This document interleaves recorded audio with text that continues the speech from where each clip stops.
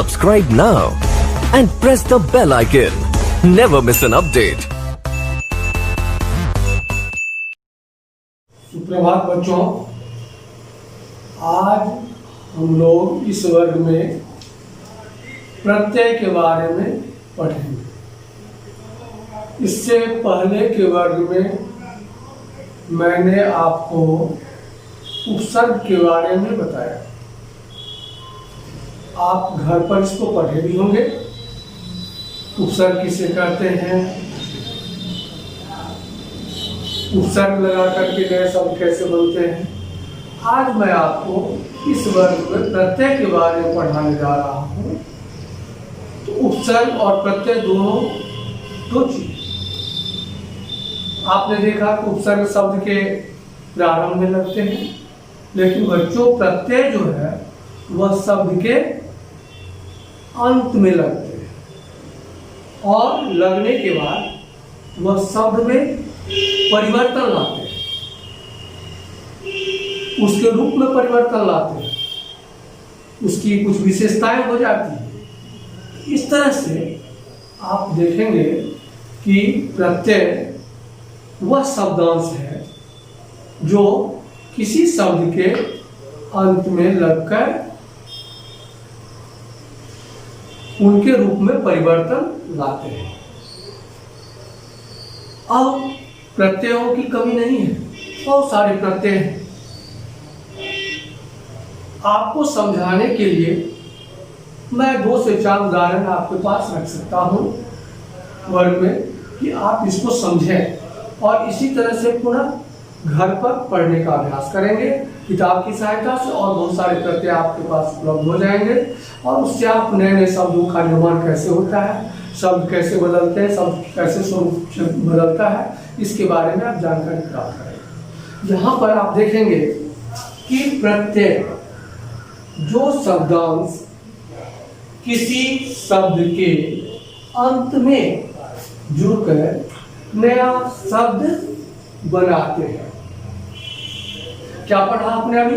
जो शब्दांश किसी शब्द के अंत में जुड़कर नया शब्द बनाते हैं। अब नया शब्द बनाते हैं तो वह शब्द आप लिखेंगे कैसे? तो बच्चों उसमें कुछ विशेष बातें बताई गई है कि प्रत्यय की कुछ विशेषताएं क्या है, जिसको आप समझने का प्रयास करेंगे अभी बोर्ड के माध्यम से। कि विशेष प्रत्यय शब्दों के अंत में लगते हैं।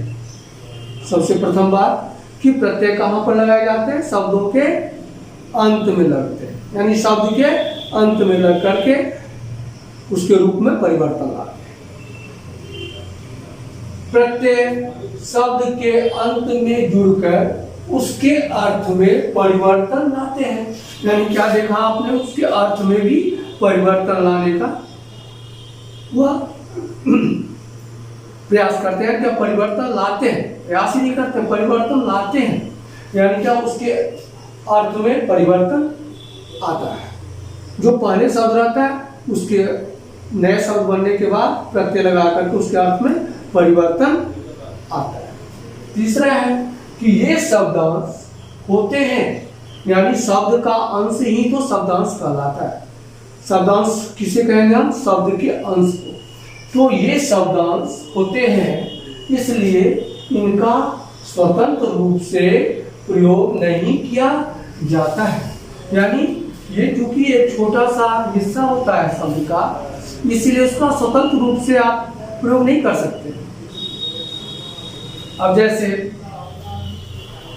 पट शब्द है, उसमें आप अक प्रत्यय लगा दें तो आप देखेंगे कि जैसे आपको मैं कहना चाह रहा हूं कि ये हो गया आपको पाठक। बच्चों क्या हुआ? ये सब पाठक। और श्याम पट पर भी कुछ लिखा हो, कुछ प्रत्यय इस प्रकार, जैसे एक लर शब्द है, लो बड़ा लो, और जोर आई प्रत्यय लगाया गया है।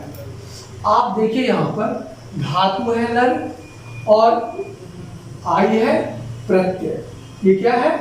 प्रत्यय है, यानी ये वो आपको प्रत्यय। तो लर जोर आई लड़ा, यानी लर धातु है, उसमें आई प्रत्यय लगा करके एक नया शब्द का निर्माण हुआ, लगाने का।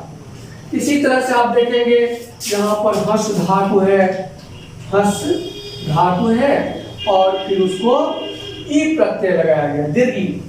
हस धातु है और उसमें दीर्घ ई प्रत्यय लगा करके हंसी शब्द बनाया गया।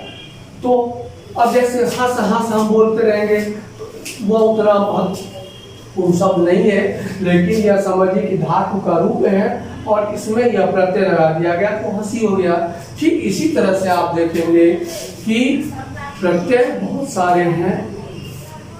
आपको समझाने के लिए मैंने अभी संक्षेप में कुछ जानकारी दिया, जो मूल बातें हैं कि प्रत्यय किसे कहते हैं, प्रत्यय की क्या विशेषता है, प्रत्यय अपना स्वरूप कैसे बदलता है, कैसे इसके अर्थ बदल जाते हैं, कैसे मूल शब्द के साथ प्रत्यय लगते हैं।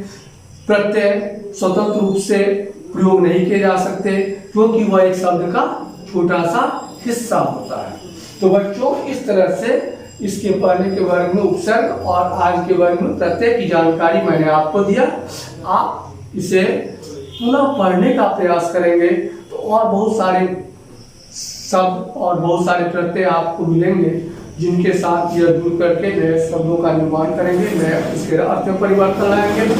बच्चों इस तरह से आज के वर्ग में यही संक्षिप्त जानकारियां आपको मैंने प्रत्यय के बारे में दिया। फिर अगले वर्ग में मैं आपको समास के बारे में पढ़ाऊंगा, लेकिन आप इसे पढ़ने का प्रयास करेंगे किताब की सहायता लेकर के। जो आप देखेंगे तो बहुत सारे शब्द आपको प्रत्यय से जुड़े हुए मिलेंगे। आप उसे पढ़कर समझने का प्रयास करेंगे। पुनः आपको अगर किसी तरह की दिक्कत होगी तो जब हम लोग आगे कभी मिलेंगे वर्ग में, जब तक विद्यालय खुलेगी उस समय मैं समस्याओं का हल करूंगा। आज तब तक इतना ही इस वर्ग में। धन्यवाद।